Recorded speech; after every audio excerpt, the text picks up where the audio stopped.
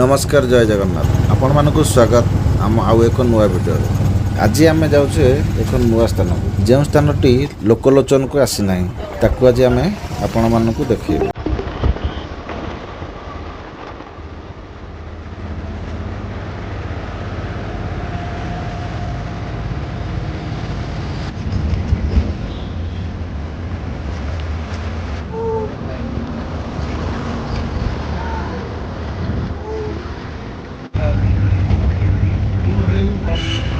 बर्तमान आम ए जटणी गेट दे जाऊँ।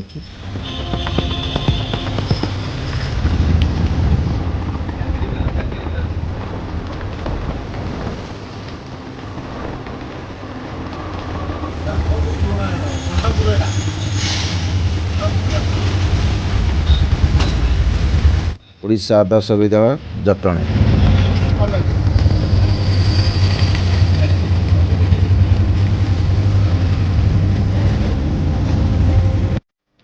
इटा जटणीर शरद पाइकरा स्टेडियम।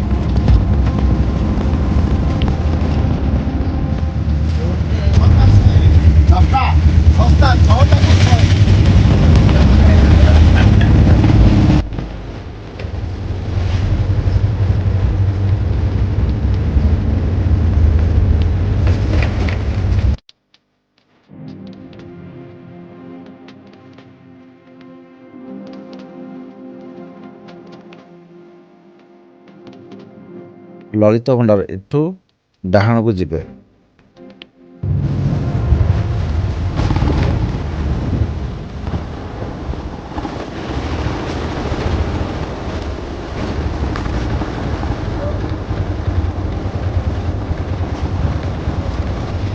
यहाँ जटणीर धनुयात्रा मंडप। यही प्रसिद्ध धनुयात्रा मेला पड़े एठी।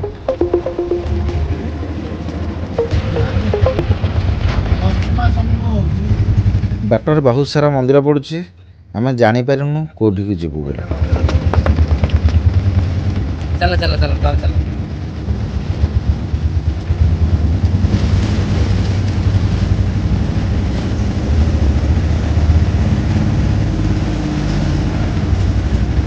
बढ़िया बढ़िया पड़ुछि से आटो को रास्ता।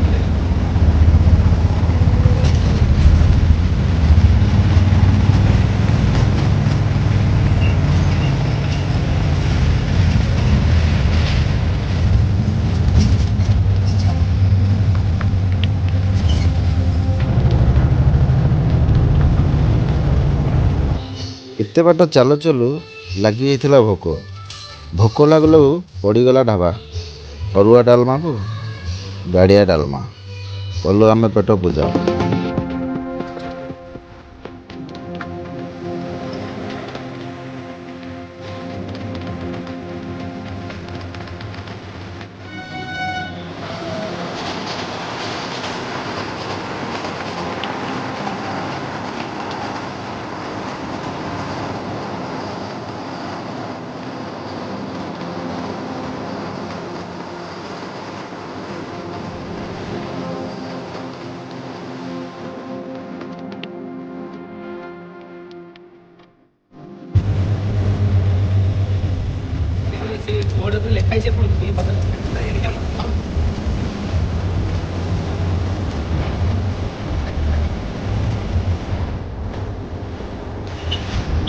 मंदिर खोजु खोजु पहुँची गलु विश्वनाथ मुंडिया।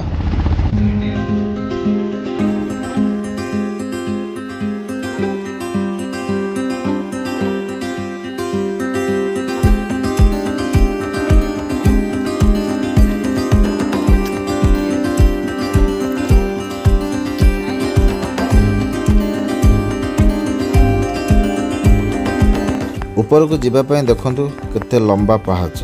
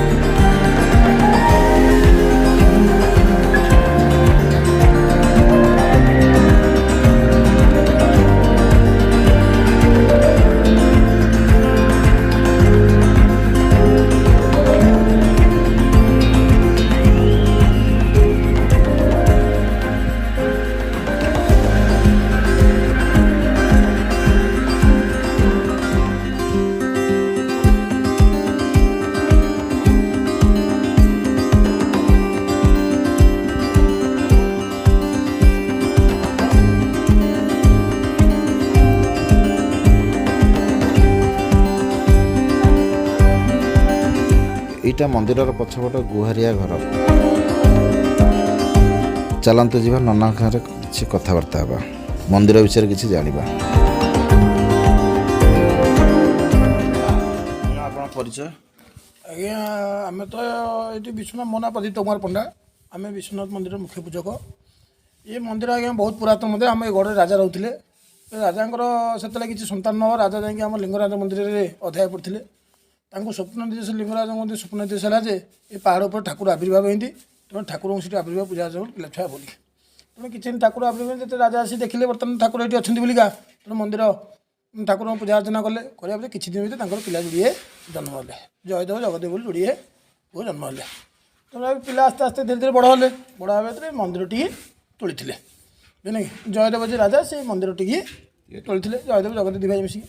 କିଛି ଦିନ ତଳେ ଜଗଦେବ ସାନ ଭାଇ ଯେ ଜୟଦେବ କହିଲେ ମୋ ଭାଇ ମୋ ମନ୍ଦିରକୁ ତୁ କାଲିଠୁ ଦର୍ଶନ କରିବାକୁ ଆସିବୁ ନାହିଁ। କହିଲେ ସାନ ଭାଇ ତାଙ୍କର ସେ କହିଲେ ଆଗ ପ୍ରଭୁ ମୁଁ ତ ଆପଣଙ୍କୁ ଦିନେ ନ ଦେଖିଲେ ରହିପାରିବିନି। ତେଣୁ ସେ ଗୋଟେ ଗଛ ମୂଳେ ବସି ତପସ୍ୟା କଲେ। ତପସ୍ୟା କଲାବେଳେ ତାଙ୍କୁ ଠାକୁର ଆବିର୍ଭାବ କରି ତଳ ଗାଁଟିରେ ହେଲେ। ତଳ ବିଶ୍ୱନାଥ ସେଠି ଅଛନ୍ତି। ଇ ଉପର ବିଶ୍ୱନାଥ ବଡ଼ ଭାଇଙ୍କର ସେ ତ ଜଗଦେବ ନାଁ ବୋଲି କହିକି ସେ ତଳ ବିଶ୍ୱନାଥ ଆବିର୍ଭାବ ଦେଲେ। ତଳେ ଗୋଟେ ମନ୍ଦିର ଅଛି। ତେଣୁ ଦୁଇ ଭାଇ ଦୁଇ ଜଣ ଦ୍ୱିତୀୟ ମନ୍ଦିର ଆବିର୍ଭାବ ଦୁଇ ଜଣ ନାଁରେ ପୂଜା ଅର୍ଚ୍ଚନା ପାଉନ୍ତି। ଆଉ ଏମିତି ଠାକୁରଙ୍କର ବହୁତ କିଛି ମହିମା ଆଜ୍ଞା ଏଠି। ପଛପଟେ ଯେଉଁ ଗୁହାରି ଘର ଅଛି ଚାରିଟା, ସେଇଟା କ'ଣ? ଠାକୁର ଅଧ୍ୟାୟ ପଡ଼ନ୍ତି, ଯିଏ ଯାହାର ମାନସିକ ଯାହା ପାଇଁ ଆସନ୍ତି ସେ ଠାକୁରଙ୍କୁ ଅଧ୍ୟାୟ ପଡ଼ନ୍ତି ଏଠି। ପଡ଼ିବା ପାଇଁ ପଛପଟେ ଘରିଆ ପଡ଼ନ୍ତି ସେ। ଆଉ ଯେଉଁ ମା ଅଛନ୍ତି 3 ଜଣ, ସିଏ ଦୁର୍ଗା, ଆମର ପାର୍ବତୀ, ଲକ୍ଷ୍ମୀ ଆଉ ମଙ୍ଗଳା 3 ଜଣ ଅଛନ୍ତି।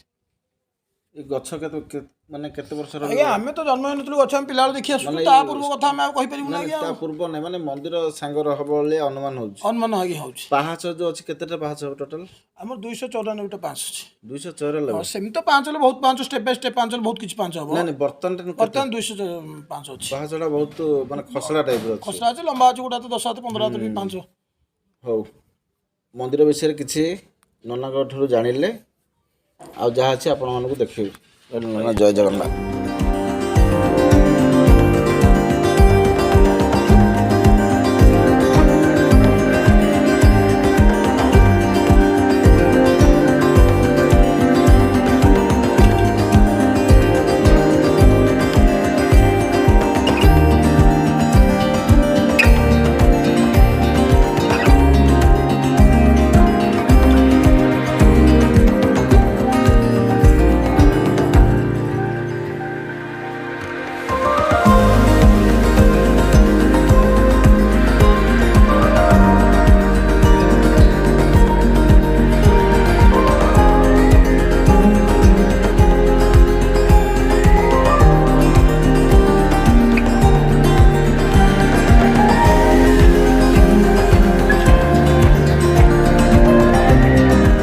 ମାଘ ସପ୍ତମରେ ଏଠି 7 ଦିନ ଯଜ୍ଞ ହବ। ଯୋଉଟା ବଡ଼ ତାଙ୍କର। ଆଉ ପ୍ରତି ସଂକ୍ରାନ୍ତିରେ ବହୁତ ଲୋକ ଏଠି ସଂକ୍ରାନ୍ତିରେ ତାଙ୍କର ବଡ଼ ପର୍ବ ହେଲା ସଂକ୍ରାନ୍ତି ଆଉ ଜାଗରକୁ ବହୁତ ଲୋକ ରହିବେ। ଆଉ ଶିବ ତ ଯୋଉଠି ସେଠି ଜାଗର ଶିବ ଯୋଉଠି ଏଠି ବହୁତ ହାଇଟରେ ରହୁଛି। ଏଟା 2000 ଉଚ୍ଚା ବେଳକୁ କଣ ହଉଛି ନା ଲୋକ ଆସିଲା ବେଳେ ଧଇଁ ସଇଁ ତ ହେଇଯାଉଛନ୍ତି। ମାନସିକ କରିକି ଯାଆନ୍ତୁ ବାବା ଏତେ ତାଙ୍କର ଯିଏ ଯାହା ମାନସିକ କରିଯିବ କ'ଣ ଯାତ୍ରା କରିବେ ମାନାଟେ ଦେବି କି ଭୋଜି ଭାତ କରିକି ଆସିକି ପୁଣି ସାଙ୍ଗମାନେ ଧରିକି ଖାଇକି ଯିବେ। ବାବା ନିଶ୍ଚିତ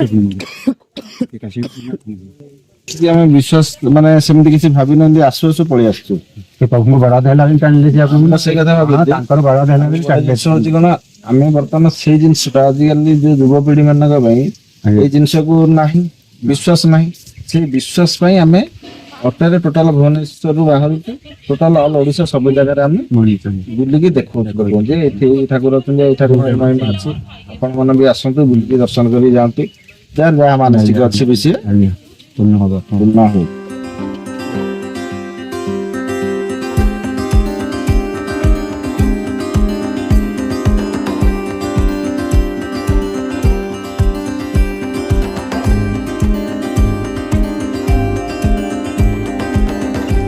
ଉପର ଖୁବ୍ ସୁନ୍ଦର ଦୃଶ୍ୟ ଦିଶୁଛି, ଆପଣମାନେ ବି ଦେଖନ୍ତୁ କେତେ ସୁନ୍ଦର ଦୃଶ୍ୟ।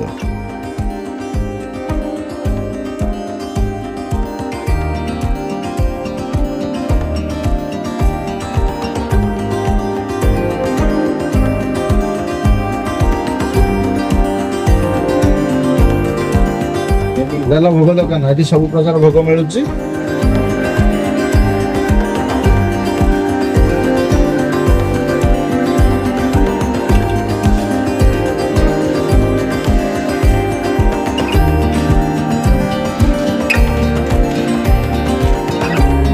ନହେଲେ ସକାଳେ ଆଣିବ। ହେଲା ଯଜ୍ଞ ମଣ୍ଡପ। ଏଇ ଗଛ ହଜାର 2000 ବର୍ଷ ପୁରୁଣା ଗଛ।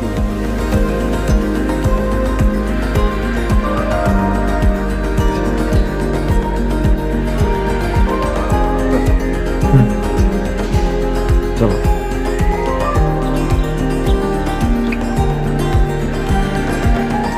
ଭାବିନଥିଲୁ ଆମେ ଯେ ଏଇ ଜାଗାକୁ ଆସିଲୁ। ଆମେ ଅଲଗା ଜାଗାକୁ ଯିବାର ଥିଲା। ଭଗବାନଙ୍କର ଆଶୀର୍ବାଦରେ ଏଇ ପାହାଚ ଆପଣ ମାନେ ଦେଖିବେ କୋଉ ଭଳିଆ ପାହାଚ। କୋଉ 290 300 ଗୋଟେ ପାହାଚର ଚଉଡା ହେଲା 10 ଫୁଟ ଲେଖାଏ। ଏଡେ ଏଡେ ପାହାଚ 10-15 ହାତ 10-15 ହାତ ନା 10 ଫୁଟ 15 ଫୁଟ ପଡିବ। ଏ ମନ୍ଦିରର ତଳୁ ପୁରା ରୋଡ ରୁ ଏଟା ହେଲା 2000 ଫୁଟ। ଏଇ ମନ୍ଦିରକୁ ଆମର ଆସିବାର ପ୍ଲାନିଂ ନଥିଲା। ଭଗବାନଙ୍କ ଆଶୀର୍ବାଦରୁ ଆମେ ଏଠିକି ଆସି ପହଞ୍ଚିଗଲୁ। ମୁଁ ଭାବିଥିଲି ଭଲ ଗୋଟେ ଯୋଉ ବଢିଆ ଜାଗା ସେଟା ଥିଲା, ସେଟା ସେଇ ମନ୍ଦିରଟା ଭାବିକି ଆମେ ଏଇଠିକି ଆସିପାରିଛନ୍ତି। ଏଇ ଜାଗା ନାହିଁ, ସେଟା ମାନେ କଣ ଉପରେ ଦେଖାହେଲା ସେ ମନ୍ଦିରଟା ବେଷ୍ଟ ଅଲଗା ପ୍ରକାର ଥିଲା। ସେଟା ଜଟଣୀ ପାଖରେ। ଏଟା ଜଟଣୀ ଆଉ ଆମର ପଟ୍ଟନାୟକ ଛକ ମଝିରେ ଏଇ ମନ୍ଦିରଟା ପଡୁଛି। ଭୁବନେଶ୍ୱର ଏଟା 40 କିଲୋମିଟର। ତ ଏପଟୁ ଯଦି ପୁରୀ ଲାଇନ ଆସିବେ ପୁରୀ ଲାଇନ ଯଦି ଆସିଲେ ବି ପୁରୀ କି ଏଠିକି 40, ଭୁବନେଶ୍ୱର ଏଠିକି ଆସିଲେ 40 କିଲୋ। ମାନେ ମିଡିଲ ରେ ରହିଲା। ପୁରା ଏଟା ମିଡିଲରେ ରହିଲା। ଜଟଣୀ ଦେଇକି ଆସିଲେ ଏପଟକୁ ହବ। ଏଠୁ ଆଥରେ ପଟ୍ଟନାୟକ ଛକରୁ ବାହାରିକି ପୁରୀ ବି ଯାଇପାରିବେ। ଏଟା ହେଲା ପୁରା ମଝି ସେଣ୍ଟର ଜାଗା। ଆମେ ତାହେଲେ ଏପଟେ କୋଉ ପଟେ ଯିବା ଆମେ? ବର୍ତ୍ତମାନ ଆମେ ଜଟଣୀ ଦେଇକି ଯିବା। ଏଇଟା ହେଲା ରାସ୍ତାଟା ଭଲ ଅଛି ଏପଟେ। ଏପଟେ ପଟ୍ଟନାୟକ ଯଦି ପୁରୀ ଯିବା ପାଇଁ ହେଲେ ଏପଟଟା ଠିକ ଅଛି। ଆଉ ଯଦି ଏପଟେ ଆମେ ଗଲାକୁ ଭୁବନେଶ୍ୱର ଗଲେ ଆମକୁ ପଡିଯିବ 40 କିଲୋମିଟର ଆଉ 5 କିଲୋମିଟର ଅଧିକା ପଡିବ ଆଉ। କୋଉ ପଟେ ଯଦି ପୁରୀ ଲାଇନ ଯିବା ସେପଟେ? ହଁ ଏପଟୁ ଗଲେ ଆଉ 40 କିଲୋ ଆଉ 5 କିଲୋମିଟର ଅଧିକା ଆସିବ ଆଉ।